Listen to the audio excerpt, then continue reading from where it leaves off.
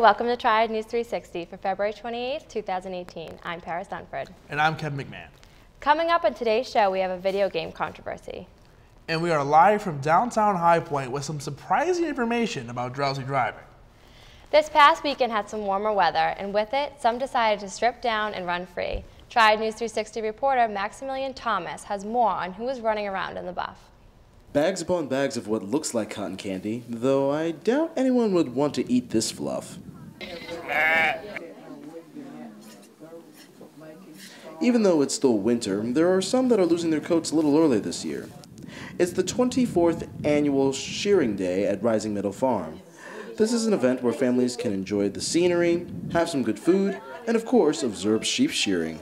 Well, it's fun. It's fun. It's probably the most intimate relationship between that you can have with a livestock animal. Kevin Ford has been shearing sheep for 40 years, but one has to ask, what does it take to do this for a living? You have to be trained. I went to Ireland to begin with and got some lessons from cousins there, and then I spent two months in New Zealand, a week of it being at a course taught by the New Zealand Wool Board, and then yeah, there's a long training period actually. The sheep, along with other livestock, are shaved every year for their fleece. It is gathered, washed, and processed to make yarn and other products. But some just come to the farm for a change of pace. It's relaxing here. Relaxing. Yeah, we saw that they were having the sheep shearing today, and I thought it'd be fun to bring our kids to experience the farm and the shearing event that they have, and kind of be out in the countryside for the day. Indeed, it was a relaxing day for the families, but perhaps a little hair-raising for the animals. This is Triad News 360, Maximilian Thomas, reporting. Approximately 90% of the world's sheep produce wool. One sheep can produce anywhere from 2 to 30 pounds of wool annually. It is amazing what these animals can provide for us. It's officially baseball season, but are the players really focused on the season ahead?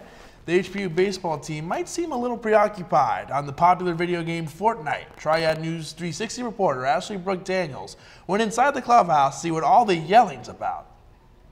The video game that is dominating the nation, Fortnite, has also been dominating these athletes' priorities. The HPU baseball team has some players who seem more worried about winning the gold star and placing first in the digital world than they do in their own sport. Developed by Epic Games as a co-op sandbox survival video game released in July 2017 as a completely free-to-play game, has began dominating students and people everywhere. We asked them why this game has caught so much of their interest. Fortnite is life. Fortnite is a lifestyle. Fortnite is the reason I'm alive. Kudos, Fusco. It's like an animated video game, so like it's different than like Call of Duty, which makes it pretty fun. I play Fortnite every night, anywhere from like 2 hours to 5 hours. Favorite gun? Golden Scar. Purple Scar. We have a deal. We have an agreement that whenever the purple scar is on the map, I get it, and Gold Scar, he gets it. We always play together.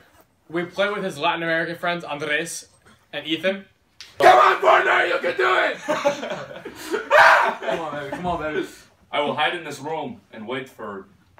I play Fortnite because it's a fun game. You know, all my friends play it, and it just strengthens our friendships from distances. The game even has some of them falling out of chairs. Stupid ass game. Stupid. Fortnite. As you can see, it's very addicting. I love Fortnite. He loves Fortnite. He loves Fortnite. Actually, I love Fortnite. We all love Fortnite. Falling out of chairs. Wow, those baseball players are really devoted to Fortnite. But they are pretty focused on the diamond too, as they swept 3 games from the University of Dayton this past weekend. Maybe that's their secret weapon. The most hyped event on the sporting calendar finished in exciting fashion with the Super Bowl a few weeks ago.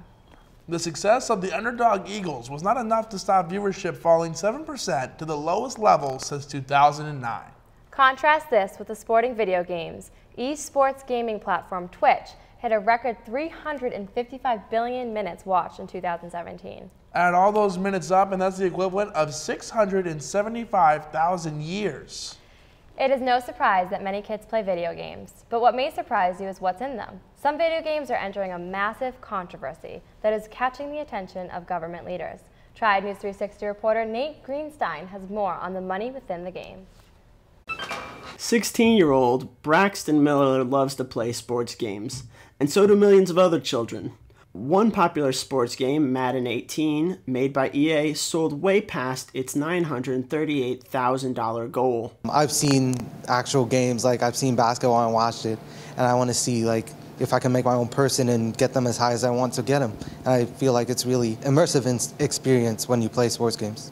Video games are more than a kid staring at a screen. Countless hours of corporate and business meetings go into it. In these meetings, they come up with something called microtransactions. In sports games, this entails spending more money on the game to get a certain player for your team. The catch is the player is randomly given, so it takes multiple purchases to get the right player unless you're lucky.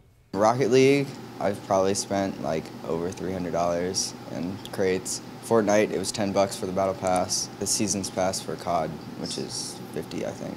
Activision, another gaming company like EA, released its end-of-the-year earnings for 2017.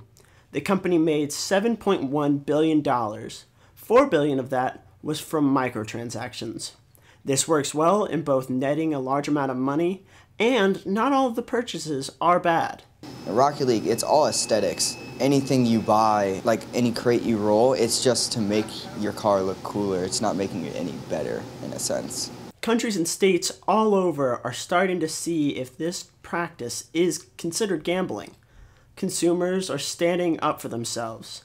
EA's recent Star Wars Battlefront 2 suffered a huge loss because of unfair microtransactions. The game was a flop. Reporting for Triad News, I'm Nate Greenstein. Thanks, Nate. The video game industry is always looking for new ways to keep people paying and buying. The average 9-year-old spends 13 hours a week playing video games, so they make for very reliable consumers.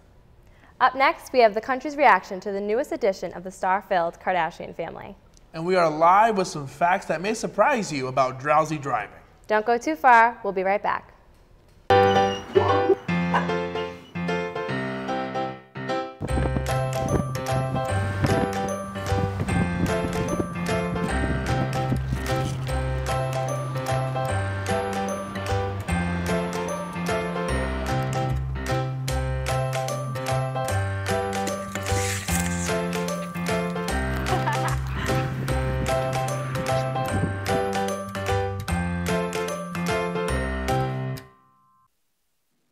Littering is a problem that is slowly destroying our Earth, one piece of trash at a time.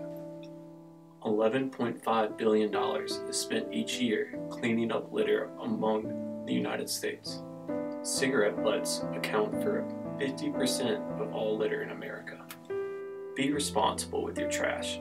Wait till you're near a park or gas station to safely throw away your trash in a trash can. We only get one planet. Stop the littering.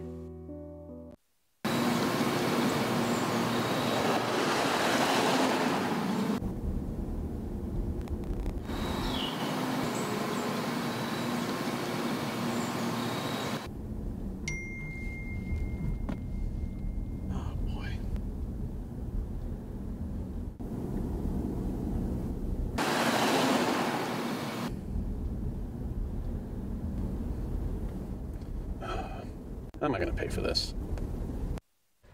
Welcome back to Triad News 360. I'm Kevin McMahon. And I'm Paris Dunford. The Kardashians have welcomed the newest member into their star family, and they let the world know on Super Bowl Sunday. Triad News 360 reporter Emma DeMayo has more on the story. The country was all abuzz with the frenzy of Super Bowl 52 on Sunday, February 4th, but that wasn't the only big news story that day. Kylie Jenner, the youngest of the Kardashian family, broke what just so happened to be a 9-month silence with just one Instagram post saying, quote, "I'm sorry for keeping you in the dark through all the assumptions. My pregnancy was one I chose not to do in front of the world. There was no gotcha moment, no big paid reveal I had planned. My beautiful and healthy baby girl arrived February 1st, and I couldn't wait to share this blessing." For nearly 9 months, rumors were being spread rapidly about Kylie being pregnant. while her two sisters, Chloe and Kim, were simultaneously going through their own pregnancies. Ellen DeGeneres, a woman of the people, and other talk show hosts never held back when interviewing celebrities about who may know a thing or two about Kylie's pregnancy. Is Kylie craving things yet? What do you mean? She's pregnant. Oh, I don't know what you're talking about. Come on now. How long have you known about Chloe's pregnancy, and have you seen Kylie Jenner's bump?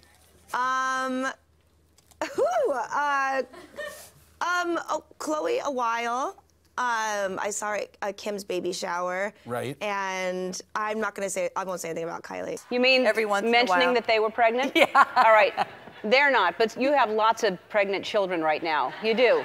You have a whole bunch of them. Oh, here, I can feel where this is going. No, not She's yet. She's trying to trick me into confirming pregnancies. A day after the birth of Kylie's child with artist Travis Scott, who tweeted, quote, 2/1/18 forever, new rager in town. Rumors were flying all throughout Twitter of the possibility of the couple's child being named Mariposa. Posy for short, Spanish for butterfly, was revealed. Fans quickly started to put pieces together. Kylie soon cleared the rumors with one Instagram post. The post showing baby girl's hand clutching Kylie's thumb with the caption Stormy Webster with an angel emoji put all rumors to rest. Some say that the name Stormy may hint at the storms caused by none other than the butterfly effect. Only time will tell. For now, good luck to new mom Kylie. Thanks, Emma. Even the high-life celebrities can experience the simple things in the birth of a child, but they just happened to let the news slip out during the Super Bowl when no one would miss the announcement. It was a cool, brisk morning for some of the volunteers and fundraisers last Saturday. The annual Polar Plunge, an event to help raise money and awareness for the Special Olympics in North Carolina. The plunge was at Wet 'n Wild Water Park in Greensboro. The water was set at a cool 50 degrees. The price per person was $50. Of fundraising. You raise more and you would receive a free gift. Teams consisted of the local fire department, police department, local high schools, and even a fraternity from High Point University. This is truly a great organization to get behind, and if you have a chance, you can volunteer your time to help out as well. The National Highway Traffic Safety Administration estimates that drowsy driving was responsible for 72,000 crashes, 44,000 injuries, and 800 deaths in 2013. These numbers are much higher than previously thought. Triad News 360 reporter Nicole Morgan is live with more on the dangers of getting behind the wheel half asleep. Nicole? Hi, for Triad News 360, I'm Nicole Morgan. We are live at one of the busiest intersections in the city of High Point, corner of US North 311 and Eastchester Drive. People finishing up their commute home from work, a lot of things are on their minds. They're worried about what they're going to serve for dinner, what time the kids need to be at school tomorrow. But what's not on their mind is about drowsy driving. The CDC says that 1 in 25 people in the last 30 days have fallen asleep at the wheel. This is so dangerous for our drivers and communities.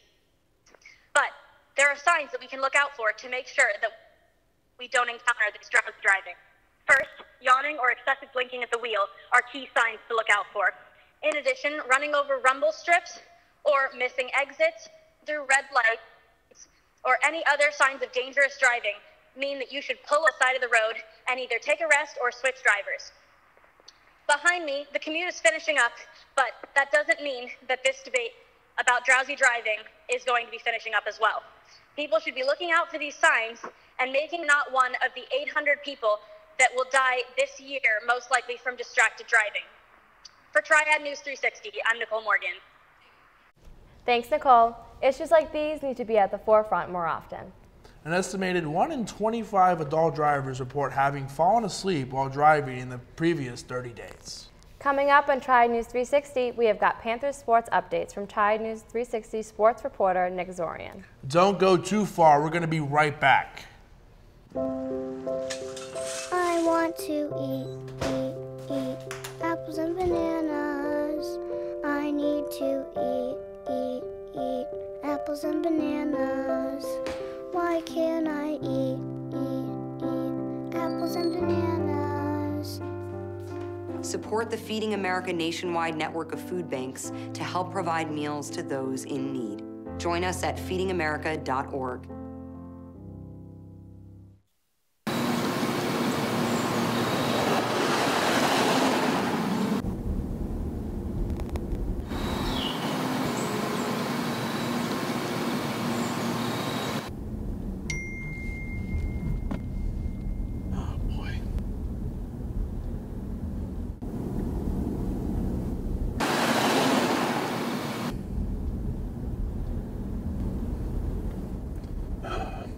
am I going to pay for this? Well, Thomas, you've got pre-diabetes. But with more exercise and a change in diet, it can be reversed. I've tried exercising. It just makes me hungry for bacon. I love bacon, too. And who really likes to exercise? Not me. Me neither. Nobody. So we're good? What? Oh, you still have pre-diabetes. Big time. Welcome back to Triad News 360. I'm Kevin McMahon. And I'm Paris Dunford.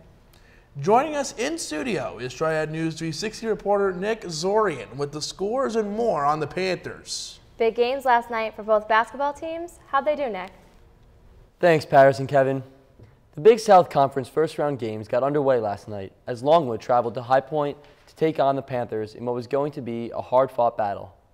High Point trailed by 11 points at the half, but was unable to mount a comeback in the second half and was knocked from the tourney by a final of 68-55. HPU's Jihad Proctor led all scorers with 16 points, and freshman Justin Mutz added 11 points and 4 blocks. Senior Austin White scored 6 points in his last game in purple and white, and the Panthers finished their season with a 14-16 record.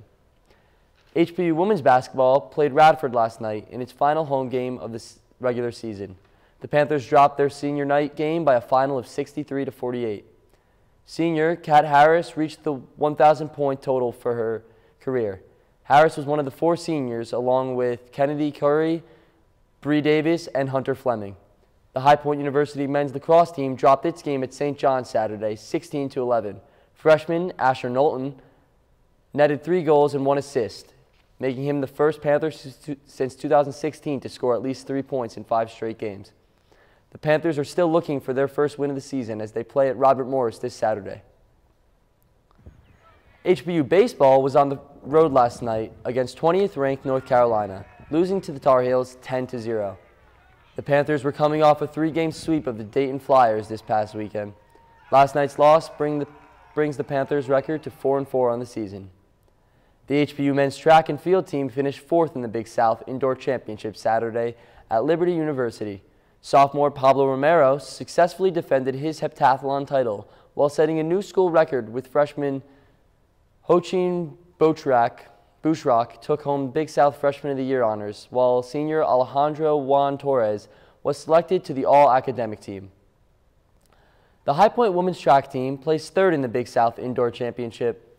Keaton Case was named Big South Scholar Athlete of the Year and was also selected to the All-American team. Famke Heinst was also recognized as the HPU Student Athlete of the Week after winning 2 events. The High Point men's golf team began spring play this week at the Wexford Plantation Intercollegiate in Hilton Head, South Carolina. High Point sophomores Brendan McDougall and RJ Bartolomucci both carded 68 in the second round, propelling HPU to 7th place finish in the 18-team field. That's all we got today for Panther Sports. Kevin, Paris, back to you guys. Thanks, Nick. That's all we have for us at Triad News 360. Thanks for joining us. I'm Kevin McMahon. And I'm Paris Dunford. Good night, High Point.